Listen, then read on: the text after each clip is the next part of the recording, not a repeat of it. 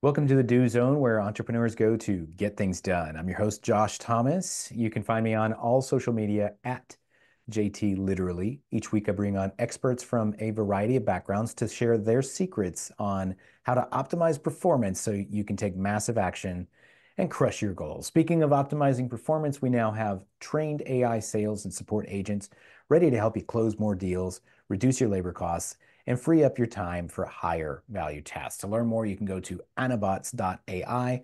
Once again, that's anabots.ai. Today's guest is Jeremy Parker.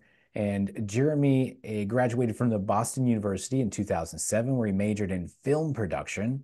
And during his junior year, when his feature-length documentary secured the Audience Award at the 2006 Vail Film Festival, currently serving as this co-founder and CEO of swag.com, acquired by Custom Inc. in November 2021, Jeremy has positioned the company as the premier destination for businesses looking to purchase and distribute quality promotional products. Swag.com boasts an extensive clientele, including major players like Facebook, Google, Amazon, Apple, Netflix, Spotify, and TikTok. Jeremy, welcome to the Do Zone. Tell us something you believe is the key to getting stuff done that most people wouldn't think of. Thank you so much for being here. Um, Key to getting things done that you wouldn't think of. I think from my experience, it's just getting started, really trying to learn from your clients and try to build the right thing for them. And I'll tell you from my experience, and I've had some success and some failures over the years. And all the failures really kind of boil down to, you know, not necessarily, maybe even having a little bit too much ego with it, but building something that I thought was the right solution and not necessarily learning from the customers on what they actually needed. Right before I built Swag, I was building this social media company called Vouch. And for the first year of the business, we didn't launch anything. We just built. And I just built what I thought was the right solution for the audience. And then a year later, I ended up launching the first version of the platform. And I realized all the things that I lost sleep over, the things that I thought were the really most important things, the customers didn't even care about. It was things I didn't even think about. Those were the things that the customers wanted. And I realized at that moment, I just wasted a year of my life. And it put the business in a really difficult spot, right? You got to kind of maximize all the time you have to try to get product market fit. And with Swag, I took this completely different perspective. And I said, I have an idea of what's going to work, but I don't really know. I'm going to start knocking on doors from day one and trying to learn from customers. Who is the right customer? What are they looking for? Why would they buy from me and not from my competitor? And really try to understand what I was building before I built it. So I would say the key insight is just start and speak to as many people as possible to really ultimately learn the right thing to build. Get out of my head, man. What are you like? That's exactly what I did myself. I spent an entire year building a business that nobody wanted. Mm-hmm. And I never bothered to ask around and find out. Mm-hmm. And it sucks, dude. Like you burn cash, you burn relationships, you burn friends, you burn reputation. And for what? Mm-hmm. Pride, For nothing. ego. It's Yeah, ego. It's all ego. yeah. Um, so I would say that. I would say another thing that I, as a younger entrepreneur self, used to do all the time was try to get validations from, outside validations that are not necessarily going to benefit you in any way. Being an entrepreneur is a super lonely sport. Even if you have a co-founder, at the end of the day, friends are going to think, you don't have a real job. And that's just the truth of it. Until you are successful, until you kind of prove that you do, until you prove that things are working, everyone thinks of it as more of like a side project. So a common trap that I found myself in, I've seen other friends and other entrepreneurs get into, is you want that third party validation. You want that validation from whether it's a VC or an investor to kind of give you that security and that validation that they're buying in, or press. How many articles do you see all over the place? People have that beautiful, rock and roll band image on Techstars. It's a way to give yourself some confidence to show everyone else, oh, look, I'm making it. I think for me with swag.com, we didn't really focus on any of that stuff. It was really about building the business heads down, learning what to build based on learning from customers. So like when we built stuff, we knew it was actually going to work because we got so much great feedback from our clients. And it allowed swag.com to be the fastest growing company in our industry. You know, 2016, we launched the business.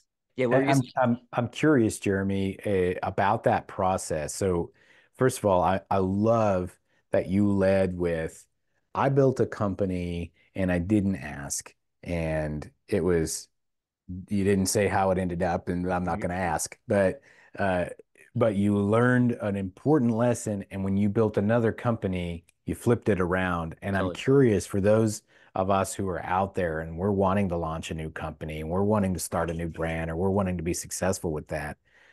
What are some of the steps that we could take to get some of that feedback, to get some of that, like, hey, here's what we're thinking. What do you guys want? What are some of the steps that somebody might take to be able to replicate that process? Sure thing. Yeah, with swag.com, I had this mindset that I was going to learn from day one. I'm not wasting any more time. And what happened with the previous business, we spent 3 years and it ultimately failed, Hmm. right? So you're kind of at the starting ground up. Um, and yeah, with swag.com, I wanted to really understand the process and what I was building. So, how do you do that? How we went about doing it is we went on LinkedIn and we reached out to every potential buyer of swag that we thought. So, like you go to LinkedIn, and my initial assumption, and this was a key insight, was I'm going to go after the marketing teams, right? Because we want to sell to businesses, but who at the business are we going to sell to? So our initial idea was let's sell to the marketing teams. Why? Because the marketing teams we thought have the biggest budget. It could be a 10-person team, but they could be buying thousands of dollars of swag for trade shows, for events, for giveaways to send to their best customers, etc. And I went on LinkedIn. I would look up every person that worked at a startup that between 100 employees and 200 employees that was on the marketing department. Okay. And we started reaching out, cold reaching out. And we did that. And as well as, literally going to random offices and knocking on doors and trying to ask questions. And frankly, when you're in front of them, it's hard for them to say no. It's like you knock on somebody's door at WeWork and you say, who buys swag? Who's the marketing person? They're going to give you 10 minutes, whether they want to buy from you ultimately, or they're going to give you feedback, or it doesn't really matter. Get comfortable being uncomfortable, as they say. But what I realized within the first 3 months of talking to all these marketing managers, I realized that everyone's going after the marketing team. That was like everyone's going after it. How could our new brand that had a coming soon landing page with no clients, how are we going to cut through the noise and win when everyone's going after the same exact buyer? And what I realized is that a different buyer segmentation in the company was really the target that we should be going after, the office manager, right? The Hmm. office manager is buying swag for internal purposes. They're buying swag for their 10-person team, for their 50-person team. The marketing team, the sales team, this office, that office, they're all going to get the swag because the office manager is the one who's doing the purchasing. But no one's going after the office manager because it's not sexy. It's not big budgets, right? But it was our way of cutting through the noise and kind of like Trojan horsing into the company, right? You're getting into the company through the office manager. And then what happens when the office manager buys for all the different departments and every t-shirt says swag.com and in your label, all the other departments already have the buy-in from the company that they're buying from swag. They see the quality in real time and they become customers. So it was our way to kind of go around the system. Now, early days, if I didn't talk to customers, if I didn't have those literally hundreds of conversations with marketing managers, I would have never learned that. So I think it really, from the get go, we survived and thrived because we ultimately were going after the right audience. Now, over the course of the years, people have taken that strategy. They've seen what we've been doing, but at that point, no one was talking to office managers, so it was a very unique way to get in. Yeah, and so what I hear here is you always have to start with something. You have a hypothesis. Mm-hmm, My hypothesis is the marketing department is the place to go. And we start talking to the marketing department, and it's a red ocean.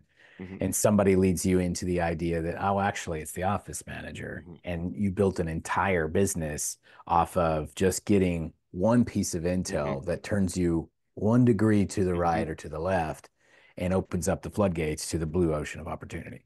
That's exactly right. And now, obviously, I mean, we work with clients like Amazon, and we have the office manager buying from us, and the marketing team, and the sales team, and the London office, and New York office.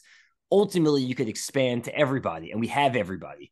But when you're starting out, you have to kind of cut through the noise. You have to figure out exactly who the right audience is, what makes you different than your competitors, and how do you kind of differentiate yourself. So we ultimately were talking to hundreds of office managers at that when we discovered that, and we ultimately started to build them the exact right platform and solution for their needs. As we've grown, we've started to expand features for marketing teams and sales teams. But in the beginning, every single thing that we built was really designed to help the office manager shine.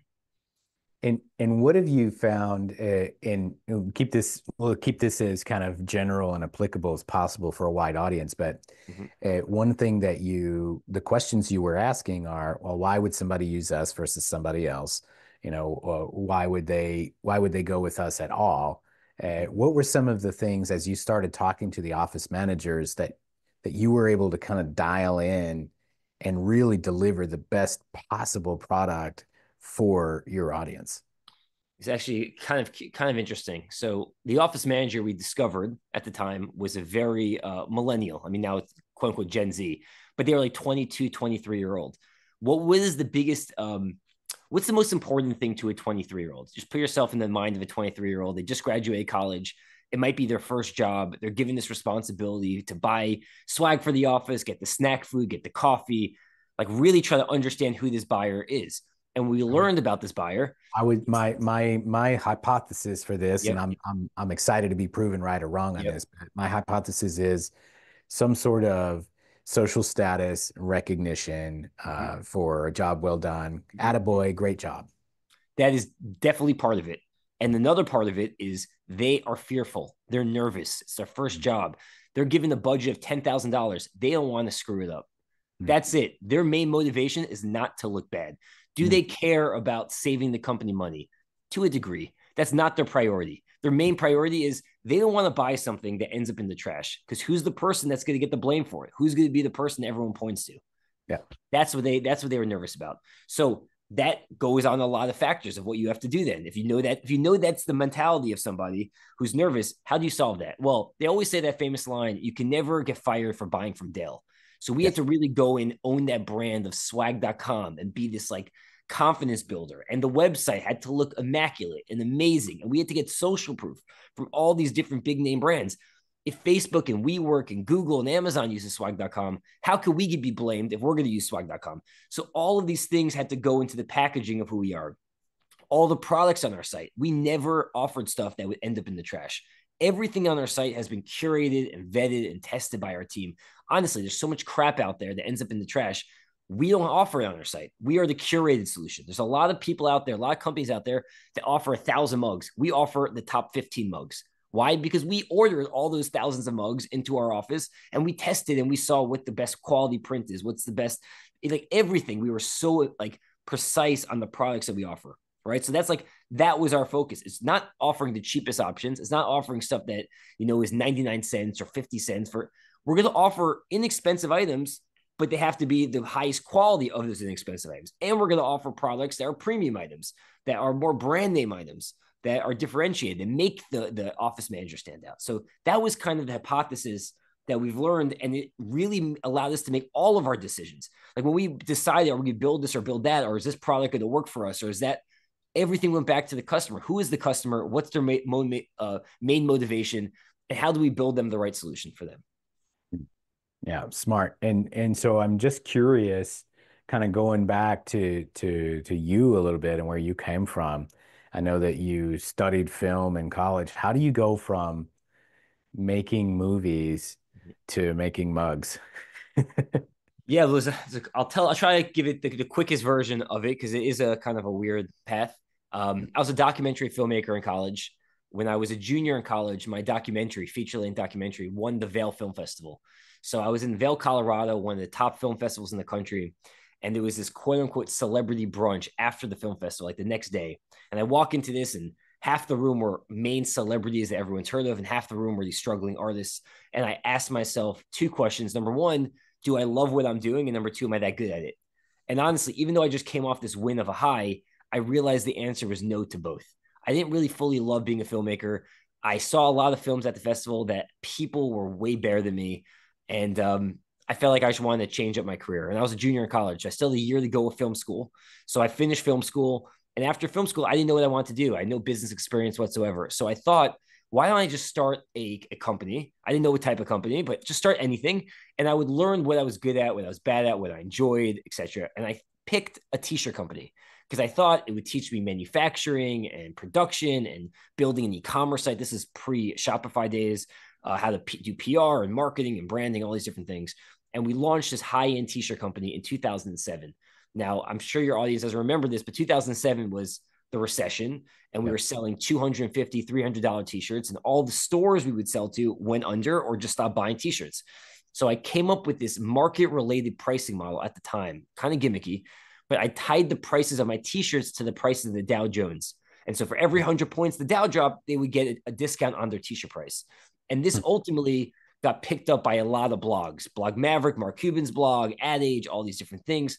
Ultimately led me to meet this guy, Elliot Pizer, who's the CEO of a company called MV Sport.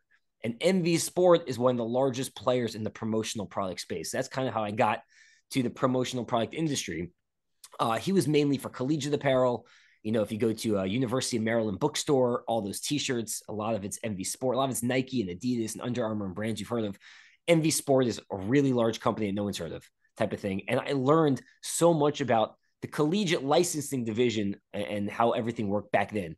What was interesting is at that time, all the buyers of promo was 45, 50-year-old office managers. And when I started Swag about 9 years ago, the buyer shifted. That was the key insight of why I started swag.com. It was like this industry is just getting bigger and bigger and bigger, but it's still super fragmented, super broken, super old. And the buyer has shifted. The buyer is no longer that 45-year-old.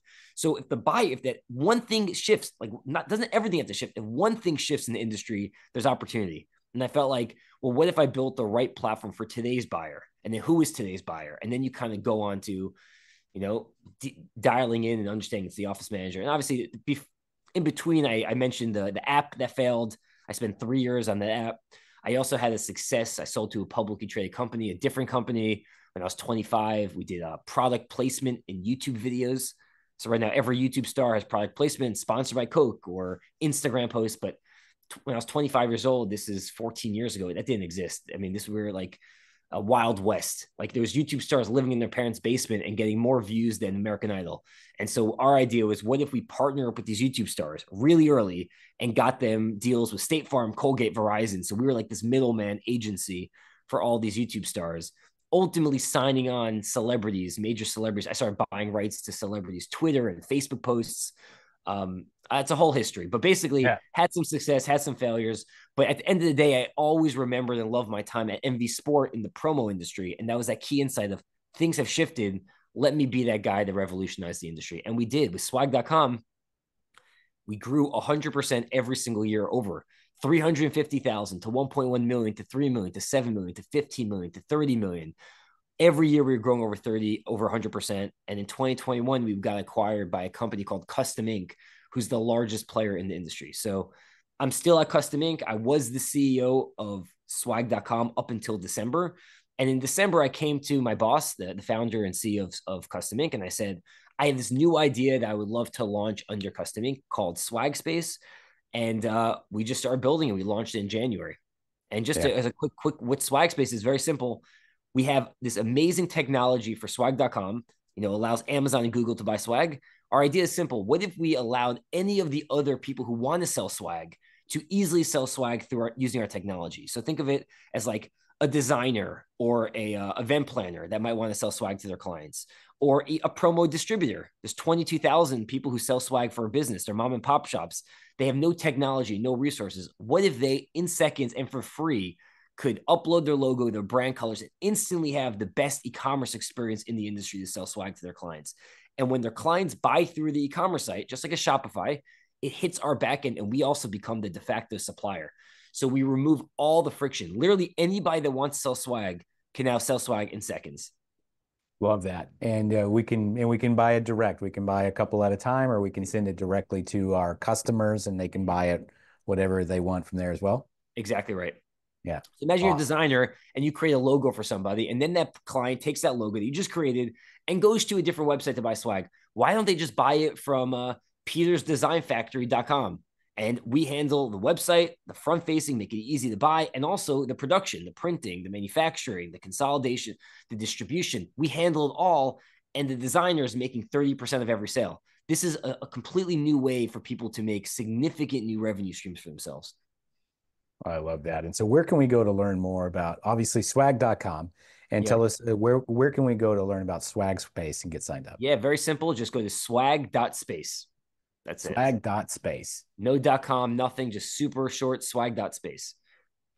Love it. I really enjoyed this. Thank you so much for sharing your journey and the questions that you ask and the insights that you found from just following the trail and letting it take you where it goes. And so this is Jeremy Parker. For those of you who want to learn more, you can go to swag.com to check out the website there. Or if you want to create your own storefront and do your own designs, you can go to swag.space. For those of you who are out there on your morning commute, sitting in traffic, or it's leg day or chest day at the gym, or maybe you're out there digging a hole in a field somewhere, snap a selfie, tag me at JT Literally. Show me what you do while you're in the do zone. And one more time, if you're looking to boost your sales, cut your costs, and free up your time for higher value tasks, get yourself an Anabot.